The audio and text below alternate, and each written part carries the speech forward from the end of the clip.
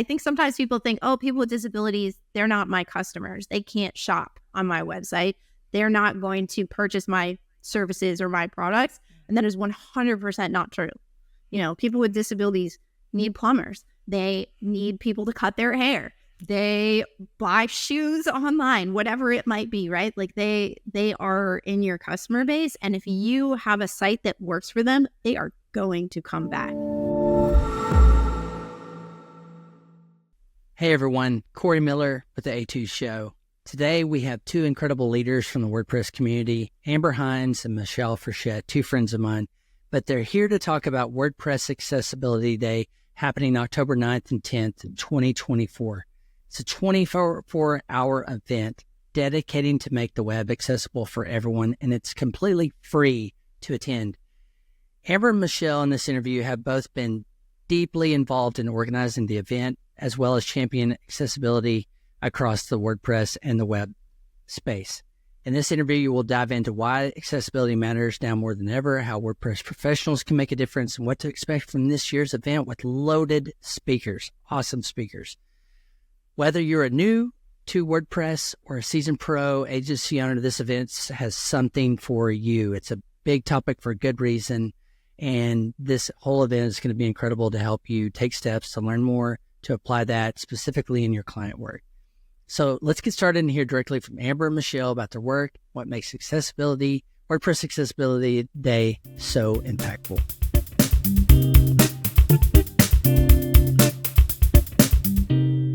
Hey everybody, so I've got two friends, longtime friends from WordPress here today, and we're going to be talking about accessibility, a huge topic for good reason.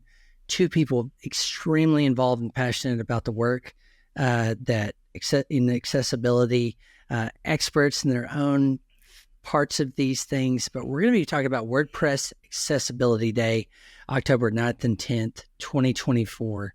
We're going to talk more about that for a second, but I want to introduce the two, or I want them to introduce themselves. We've got Amber Hines, Michelle Frechette from the WordPress Accessibility Day team. So let's start with you, Amber, and then we'll get Michelle. Sure. Yep. My name is Amber Hines. I am on the WordPress Accessibility Day board. WordPress Accessibility Day is a nonprofit, and I am on the board with two other people, Joe Dolson and Bette Hannon, and have been leading this event since we brought it back to life in 2022 as its own independent event, from originally being started on the WordPress core accessibility team. And then in my day job, I am the CEO of a company called Equalize Digital, which specializes in WordPress accessibility, and I run the official WordPress accessibility meetup. It's awesome. And your work is well known by me, but many others, that you really ring the bell inside of WordPress for accessibility. And so looking forward to hearing more about the work you're doing with WordPress Accessibility Day. But thanks, Amber. Michelle. Yeah, so my day job is that I am the Director of Community Engagement at Stellar WP, and also the Executive Director of this little project that you might have heard of, Corey, called Post Status. And I switched hats for this one. Yes, I see. That's awesome. Your hat collection is epic. And, I do a whole bunch of other stuff in the WordPress community, but Amber asked me if I would be willing to come on and lead the marketing team for WP Accessibility Day, and quite an honor to be asked and to be able to help get the word out, because accessibility is so important. And, I'm still learning and growing and knowing more and more about it, and making my accessibility journey online something that is getting better and better every day because of the work of people like Amber and Joe in our community. Well, I know, again, Michelle, a lot of people know who you are, and you're a real champion and advocate for diversity, equity, and inclusion inside of WordPress and out, and done so many projects. And this doesn't surprise me that you're on this team too, because another part to bring things to more awareness and education, and love it. It's very on brand for you, Michelle. Thank you. So, and I'm asking this because I know that you two here, why is WordPress Accessibility Day so important?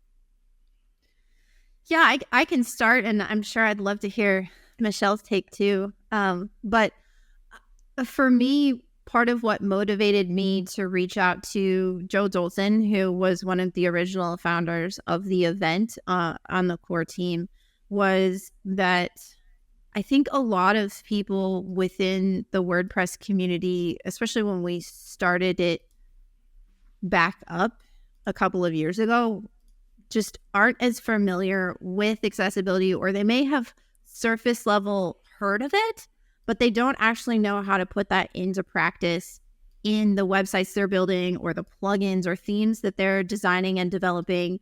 And they don't really know what accessibility means for their website. And increasingly, I think this conference especially has really contributed to the increased knowledge, which has real world impact for our fellow humans who all deserve to be able to do the same things on the internet that we all like to do. I mean, and I always say this, for your listeners, if you think about how many times you've used your phone or your computer to schedule an appointment or order your groceries so you don't have to walk into the grocery store or, get into the grocery store, however you might get into the grocery store, right? Like, or ordering something on Amazon and having it show up at your house the next day. Accessibility is really about ensuring that everyone can do those same things. And the event, I think, is especially important because it helps to make it more concrete for people instead of this abstract concept of it has to be accessible or this massive list of technical guidelines that nobody really knows how to implement in practice and they feel overwhelmed just looking at. And so I think that's why the event and accessibility as a whole is important from my standpoint. Yeah, absolutely. I would say I have not been part of the journey as long as Amber has, and was not aware of all the issues because as just a regular user of the web, very little impacted me. But as you both know, I wrote an article a few years ago after WordCamp US 2022 called 5 Days Without a Shower, where I talked about physical accessibility and how I got stuck in a bathroom and how I couldn't take a shower for 5 days and how there were very few doors with paddles, so that I had to rely on other people to help me do all those things. And it occurred to me that if you are somebody who has disabilities that impact your ability to use the web, you are experiencing the web very much the same way I experienced that event, in that the only way that you can use it is if somebody reads it to you, tells you what's there, turns off things that can be turned off, like motion and things like that. And even a really halfway decent accessible website can still have issues, right? So the three of us were I'm not gonna throw them under the bus, but we're at an event recently where it felt like a very accessible space. And there were curb cuts. I could get to the door. There was a paddle. I could get in the building. The bathrooms had paddles. They were perfectly, wonderfully stocked bathrooms for just people with mobility disabilities. But there was no elevator to the second floor. And as a speaker at that event, I did not have access to something I should have had access to, which was the green room for speakers to be able to go have a few moments of calmness, double check your slides before you give a talk. So I did not have the ability to do that unless I left and went outside to the heat or those kinds of things. And so even a site that is pretty good accessibility wise doesn't necessarily give everybody the same experience. And so if I experience those with somebody who uses a wheelchair, imagine how frustrating it must be for somebody and I don't go into other buildings as often as everybody goes to the web, right? So imagine how frustrating it might be to somebody who has issues accessing websites because those websites have issues for them, right? So if I can equate it to those physical experiences I have that other people have on the web, it just makes perfect sense. It's a natural extension of the work that I do and the experiences that I have. Yes, and you both, again, been champions for for all people to be able to access one website and other things and facets of our life, right? So I deeply appreciate it. I think you really brought that home too, Michelle. And Amber, I know you are a huge advocate, champion for all this publicly. And I've gleaned this from you too, Amber, and I would say Michelle, and also Beth Hannon, who you mentioned is on the team too, is that when we talk about accessibility, there's one part that's just doing the right thing, like helping everyone to get access to things that you're doing. Mhm. And there is a legal component that's coming more and more that's getting people's attention. But there's just also this opportunity. There's this huge segment from you all, I've learned this, cannot access, and you go from a pure business perspective for a second.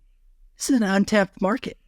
What if you could be known for that? Yeah. So the stat is that 1 in 5 people around the world have a disability. That's from the World Health Organization. Here in the United States, the CDC says 1 in 4 working age adults. So that's 25% of our population. Now, of course, that number isn't all people who maybe have disabilities that impact their ability to use the web. But it is a lot of people, and it is people who have money to spend. I don't know if anyone knows Ronnie Burt. He's the head of Gravatar at... Yeah, I've met Ronnie. Ronnie. Yeah, he came on my podcast and he was talking about his experience with Parkinson's and how it's really making it difficult for him to use a mobile phone. Well, and like checking out can be difficult. And he had an experience where he hit the submit button when he was trying to hit the add a coupon button and missed out being able to add a 30% coupon and, all the things, right? So it's like, this is a person that, he's got a great job. I'm sure he's got a lot of money to spend on websites that, if they're accessible, can work for him, and Alex Stein is another person from the community that many of us know who is blind. And, he also has a great job that pays him a lot of money. Like, I think sometimes people think, oh, people with disabilities, they're not my customers. They can't shop on my website. They're not going to purchase my services or my products. And that is 100% not true. People with disabilities need plumbers. They need people to cut their hair. They buy shoes online, whatever it might be, right? Like they are in your customer base. And if you have a site that works for them, they are going to come back.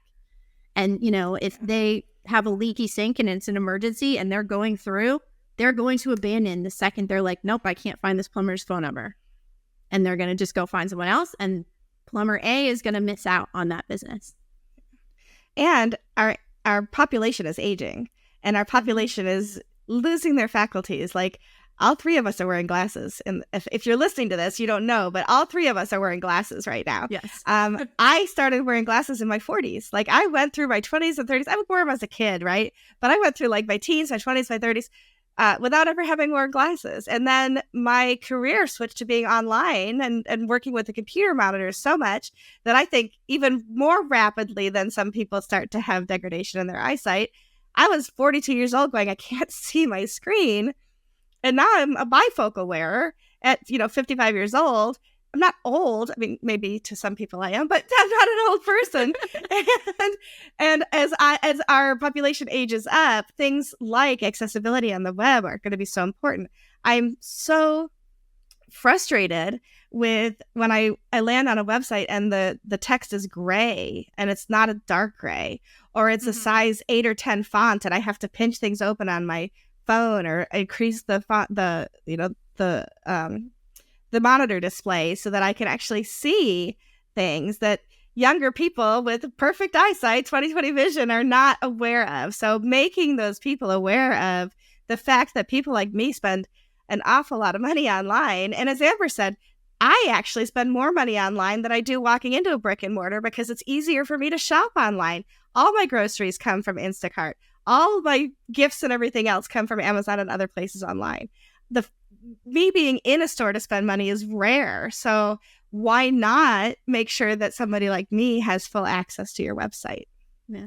I think it's really interesting thinking about that, like our generation, especially because our parents or grandparents, like my grandparents have hit an age where they're just like, I don't need a computer, whatever. Right. But I'm pretty sure I said this the other day, we're all going to die with a device in our hand, RJ, right? Like, when are we ever going to be like, no? So I always think, build the website that you want for your future self, because you know that you're going to be 95 years old surfing the web and doing things. You're not going to suddenly be like, oh, I'm okay with just reading books or doing the crossword in the newspaper. No, you're not. I know you're not. And ebooks are more accessible than printed books because you can adjust the font size. Yep. Yeah. I resonate with these too. You mentioned all three of us wearing glasses, and me too in my 40s. Oh, I had incredible eyesight up until then. What's going on? Oh, I've been wearing these since I was like 6 years old. Yes, my optometrist was not very thrilled and empathetic with me when I said, I need glasses. And he basically said, you're getting older. But the This is real life. the other thing as we're talking is I realize, so it's been 5-6 years now, I wear hearing aids. And the life change it's made, one thing. But the other thing, the reason why I wanted to surface it here for a second is I have, you don't know this, you don't see this, but I have subtitles running on this conversation, every conversation I have, because invariably I will miss it. Even if I've got headphones in my, sometimes I will miss some word and I go back and look and see. And if you're my wife, you go, oh gosh, here it is. But I don't watch TV or movies without subtitles. Same. I find myself watching because I have missed so much over my lifetime that I know I've got to read because I will miss things, misinterpret things. And I can't imagine for those who can't use glasses, don't have vision, and in different things that you've all mentioned. So Yeah. I think if we all saying all that is if we really think about it, this touches people in our own lives right now. Like if we go, oh, I don't know someone with this particular disability or that one. If you really dig down, you probably go, it touches more of us than you actually realize. Absolutely. I've gotten to the point where I've had the captions on my television for a long time. Part of it's an attention thing. Part of it's a hearing thing. I don't wear hearing aids, but I realize now that I'm not hearing a lot of what's on the television because it'll say, this is the background music or dishes clinking in the background. I'm like, what dishes? I don't hear any dishes, right? So having it displayed on the screen is actually cluing me into more than I thought was even happening as a hearing person. Like, well, maybe I'm not hearing quite as well as I thought I was. Well, all that to say, you all have shared really compelling facts and nuances about the reason for this 24-hour event and all the work you both do individually, collectively, to surface this for more awareness, more work, more understanding, empathy, and actually solutions to help. But let's talk about WordPress Accessibility Day. It is a 24-hour event, and it starts October 9th and 10th, 2024.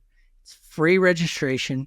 I mean, and to me, this is ringing the bell. Like, it is a thing more and more we need to know, we need to do things about. Now we have a 24-hour event that you all have restarted and gotten going great to really ring that bell. What is exciting about this particular event for you two? Yeah, so I'll give a quick background just on how it's run, because I think that's helpful and good for everyone to know. So it is free. You do have to register because it is held via Zoom webinar, and that's how you're going to get invited. We actually have 4 Zoom webinars because we learned the hard way last year that even though Zoom says it can run one webinar for 24 hours, at some point in the middle of hour 16, which is in the middle of the night, the caption API will stop functioning.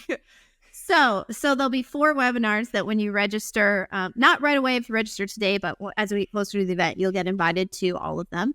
And we will have live captions typed by trained, certified human captioners. And we will also have American Sign Language interpretation. And one of the really neat things about Zoom now is that they have a separate interpretation view, which is part of why we're doing it in Zoom instead of live streaming to YouTube, because when we were using like StreamYard, which is how we previously did, live stream to YouTube so anyone could just watch, we had to put the signer with the speakers. And so you get these very little windows. And so people in the deaf community gave us feedback that it's really hard to see the signs. But in Zoom, the signs open in a different window and you can place it wherever you want on your screen. You can overlay it on the Zoom presentation. You could put it on a separate monitor and make it full screen. So you have a giant screen just with the signs and another screen with that. And users have control over how wide the speakers are and how wide the slides are. Or now, I don't know if you guys have noticed this in the recent general release, you could even only look at the slideshow. You can toggle it, which is so neat that they're giving user choice. And so I love that because I feel like we're providing a really accessible event that kind of practices what we preach. And I also sort of hope that this is an example to other virtual conferences and virtual events about ways that they can run that enable, people to have the most access and everything they need. Yeah. Love that. And I'm just going to add to that the speakers we have this year are phenomenal. We have some really amazing speakers, and many of us were part of the speaker selection process, right? So we were able to vote on those things that we really wanted to see, which means that it's a whole spectrum of different kinds of talks. So it isn't a dev track and dev track only. It isn't just beginners and how you get started with accessibility. It's a little bit of everything, which makes it really nice because it's really hard to sit for 24 hours and watch everything. So it's like, oh, that one doesn't really speak to me. I'm going to use that time to eat, right? Or I'm going to take a little quick nap or those kinds of things. And that's perfectly okay because we wouldn't actually want anybody to sit and watch for 24 hours because we don't think that's healthy. It's not healthy for us. It's not healthy for other people. So I always say, set those timers, put them on your calendar for the ones you really want to make sure that you see live. And the rest of them you'll be able to see on YouTube. I don't know how quickly we do the turnaround on that, Amber, but probably a week or two afterwards before we have those available because we have to slice them all up. And yeah, I think between editing and captioning and transcription, they'll probably be more like 3 to 4 weeks after. But our goal is to get them out much faster than we did last year. Last year we had volunteers editing all of them, and this year we have budgeted, and our generous sponsors are helping to cover the cost of us paying someone to edit those for us so that we can so it should go faster. Yeah, because there are 24 of them, and so it takes a little while to do that. But I was fortunate enough this year to record the intros for those that will go on YouTube later. So I got not only to learn more about the speakers, but also learn about the topics. And so I'm pretty excited about, I'm going to be honest and say I'm going to have trouble going to sleep because I do want to hear a lot of the speakers that are going to be there. But also, yeah, exactly. I want to hear them live, but I'm also grateful that I will get to see them afterwards for the ones that I just won't be able to stay awake through and maybe have a meeting at work kind of thing. So I want to talk about sponsors or speakers in just 1 second. But my other question is, who is WordPress Accessibility Day for? I'll jump in, but I'm gonna take Amber's thunder and say it's for everybody, because even if you're not building in WordPress, there are so many topics that are really apply to you. If you're building anything on the web, you will learn from this event. So it really is for everybody. If you build at all, if you contribute to a blog, if you don't even have to be the site builder. If you're contributing to a blog at all, there are talks here that are going to help you be better accessible on the web. Did I miss anything, Amber? No, I mean, I think she's like, I'm so proud of Michelle. It is for everyone. There's content talks, design talks, legal talks, code talks. And honestly, I will say it's not all. There is some that is very WordPress specific. Like if you're not in WordPress and you're not a developer, you might not show up for how to code accessible Gutenberg blocks. Right. That's very WordPress centered. But there's a lot of it that is general. So even people that are maybe not using WordPress yet, maybe they have a self-hosting plan with A2 and they've got something else on it. This would still be a really good conference to attend just to learn generally about accessibility. Absolutely. Yeah. As you all know, we work a lot, particularly my team at A2 with WordPress agencies. And I would just say this, so good for everyone. Like you said, Michelle, for agency owners that are building sites, this is imperative. It's non-negotiable now because there is, and rightfully so, some liability risk for your clients who aren't employing accessibility practices. And, but it's also the right thing to do. So if, we had Ben Hannon on a couple of weeks ago our show to talk about selling services. Amber, I know you have products, and I've worked with a lot of clients in different work and consulting on this, and it is a necessary imperative from a business perspective, and it's also the right thing to do. But that sounds like you covered the gamut, development, code snippets. There's something there for you to step into these waters more, understand for your client space. So if you're a WordPress agency owner or an agency owner doing client services, this is it's free, by the way. Oh my gosh, all this talented people coming in to do talks and to share their expertise. And so free, there's no other thing. And then it's going to be recorded afterwards, which is fantastic. We do give you the opportunity, if you do want to donate towards the event that we do, you can donate, $10. And we've had people donate a lot more than that when they register, because they want to make sure that this is something that's sustainable and that comes back year after year. And we have a little swag shop, so you can even order this year's t-shirt if you want to be one of the cool kids and wear the orange focus. It's it's a feature, not a bug. I almost forgot our little tagline. So you can even order a t-shirt. We came up with a nice nerdy t-shirt this year, which we're all super excited about. Hopefully people outside of the organizing team will find this shirt exciting too, but I can describe it for people. Unfortunately, I didn't think to wear it today. Mine's in the laundry. But it has a colon focus, which is a CSS selector, and a black outline around it, which for keyboard-only sighted keyboard users, they can't use a mouse, but they can see. They would use their tab key, for example, to tab through elements that are interactive on a website, so buttons or links, form fields. And there should be an outline around them as you hit tab. And this is a great accessibility test anyone can do. Just go hit tab on the front of your website and make sure that you can get to all the things, and that every time you get to it, there's an outline.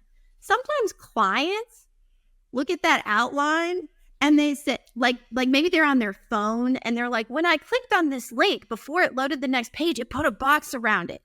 And they think that's broken. And they come to you and they ask you, remove this. I don't like this. And this came up recently in a WordPress.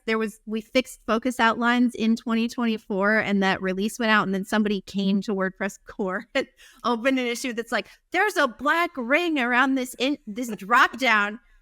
And Carolina, if you know her, she went and commented, she's like, this is not a bug. This was an intentional accessibility enhancement. So we made our t-shirt have the focus indicator, and it says it's a feature, not a bug. Yeah. Super fun. That's awesome. I'm a sucker for good t-shirts, and that one sounds super, super cool. Yeah. And it's orange. It's the most wonderful orange. Like, it stands out. I love it. Mm-hmm. Someone did point out that it's kind of funny that we're shipping out to people around the same time as hunting season. So WordPress Accessibility Day will keep you safe on the internet and in the web. And in the woods. I love it. That's awesome. Love it. Well, let me shift now to speakers. So, Michelle, you kind of mentioned that. I know Lainey Feingold is going to be the keynote speaker this year, but can we talk a little bit about the speakers you all have coming in? Yeah, well, so Lainey, we are so lucky to have. She is one of the most well-known disability rights attorneys in the United States.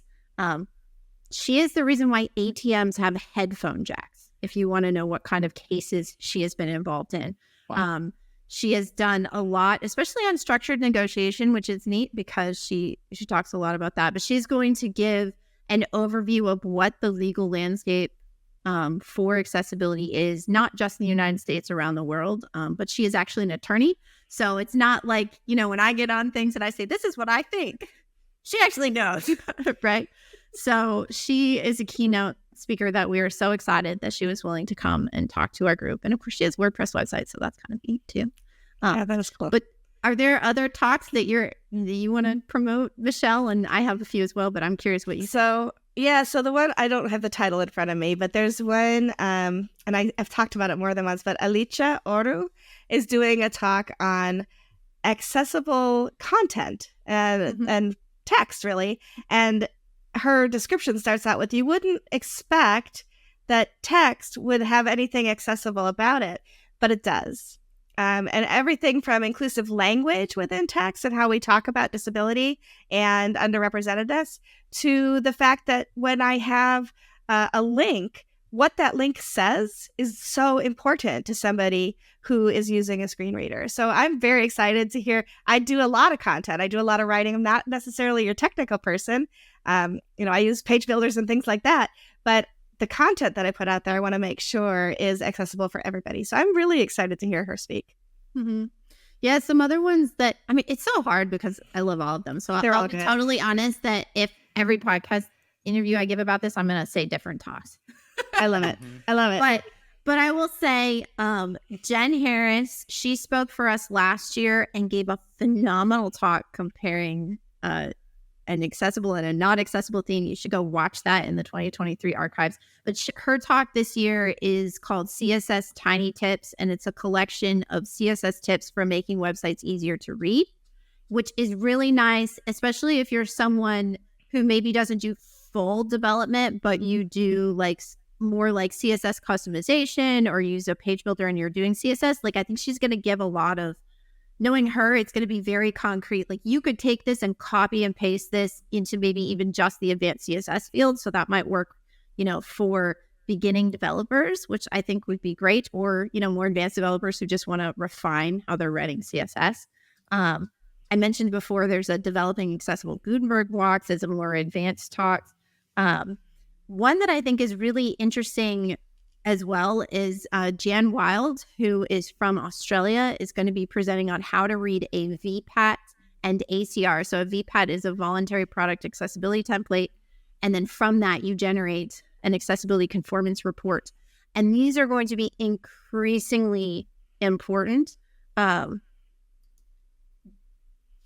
Typically right now, you see that in government, like in the United States, if you build something for government or universities, then they might say, I can't purchase this technology unless it can give me a VPAT, or if the VPAT says a certain thing about how accessible it is.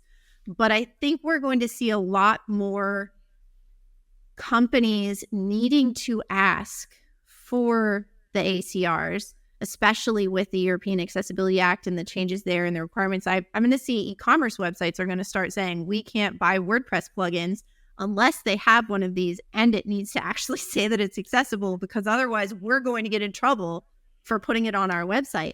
So I think if you've never heard of these, this is a great talk to come, both as an agency owner, because you could then pass this knowledge on to your clients and it will make you sound very knowledgeable, and you might be able to sell clients on that. But also it's going to give you the ammunition to be able to review these documents if there is a WordPress plugin that has one, right? And say, did they actually complete it the way they're supposed to? Does it do what it's supposed to? So I think that's one that is going to be really helpful for a lot of people in the community. And if you're a plugin owner who doesn't have one, you should also go to that. And it might be helpful with figuring out how you create one of these documents for your own products. I think it's also important to note that we have speakers who also have disabilities.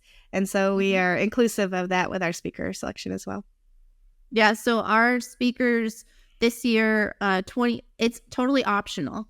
So this number could be low or could be exactly on, because we don't require anyone to give us demographic data, but 24% of our speakers chose to report that they identify as living with a disability.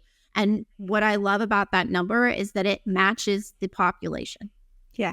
And it's really important to us that, we don't have only typically able people speaking about accessibility. It's very important that we have the voices of people who have lived this experience. Because yes, I know how to test things with the screen reader, but the way I use a screen reader is not the same way someone who uses a screen reader every day. And so, I'm really happy that that's how that worked out with our content selection process and all of that. Same. That's good. Well, so the event is free. Yes. Go register WordPress Accessibility Day, October 9th and 10th, 2024. However, I know it's not really free, because bringing people together, and I can see from the website that you all practice what I know you preach, Michelle, which is compensating speakers with swag and different things. But and I know, Amber, you mentioned there's a nonprofit that helps under support this, and also there's sponsors, but it's not really free. It costs money, and someone has to pay that.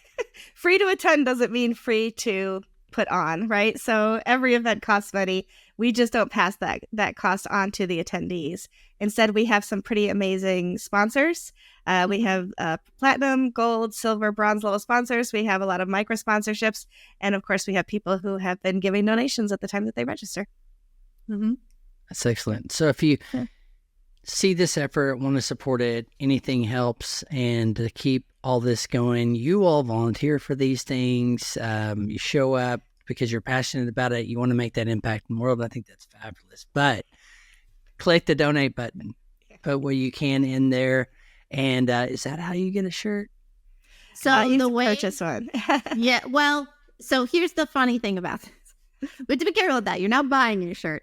Yeah, but so the t-shirts can be gotten when you register. You can choose to register for free. You can choose to just make a donation, or you can choose to make a donation that gives you a t-shirt as a gift. There you go. That's the right language. We have to be very careful about, we're not selling t-shirts. Correct. So, yes. But yes, you can make a donation at a $50 level. And if you make a $50 donation, then about 2 to 3 weeks after the event, we're going to mail everyone who made that donation a t-shirt in the mail as a thank you gift for donating to the event. For that clarification. And it is tax deductible if you're in the U.S. Yeah. Yes. It's fantastic. You all put together the nonprofit side of this to make this event and tirelessly work to get volunteers, sponsors to help support this. Because all the things you were talking about cost money. I mean, getting it recording, having interpreters show up and things like that. I will say this one real quick. Zoom frustrates me in so many ways.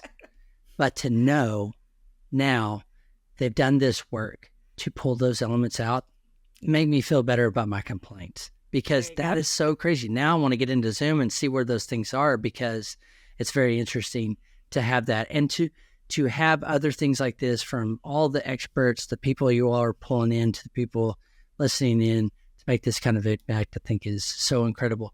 So before we part, any last thing I should have asked or you want to share about WordPress Accessibility Day?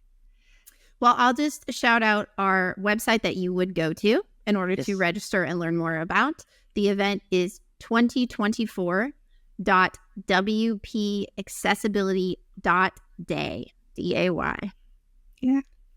And I would just add that this is my first year as an organizer for this, and our team is absolutely phenomenal. The money that we raise is not paying the organizers and the volunteers. It's all going to running the event. And as you said, we are absolutely giving an honorarium to our speakers because we think that that's important. I have said multiple times in the past, underrepresented folks, which includes disabled people, are often the least paid in any environment. And so for us to honor the people who are speaking about disability and accessibility, I think is just, it's to be commended for sure. So all of those donations goes towards those efforts. I got a t-shirt. I mean, I got the t-shirt and I got the ability to say that I am part of a team that's putting on this amazing event. And for me, that's pay enough. But all the money that we do raise through sponsorships and donations goes to these other things. Mm-hmm. Fantastic. Thank you, too, for the time today. Thanks for what you're doing to champion accessibility across the internet, into our world, and specifically in WordPress. This is feels so natural and a byproduct of the spirit of WordPress, open source and freedoms. And it doesn't surprise me this has happened, also knowing you two and some of the others involved. So if you haven't registered, go register. It's free. If you have the ability to donate. What an amazing effort that these two and others are putting on to make a difference in our world. So thank you two again. Can't wait to hear how to be a part of WordPress Accessibility Day as a registrant, and then hear how it went from you two afterwards. Yeah, well, thank you, Corey and A2, for giving us the opportunity to talk about accessibility and WP Accessibility Day. We really appreciate it. Yeah, thank you. Bet.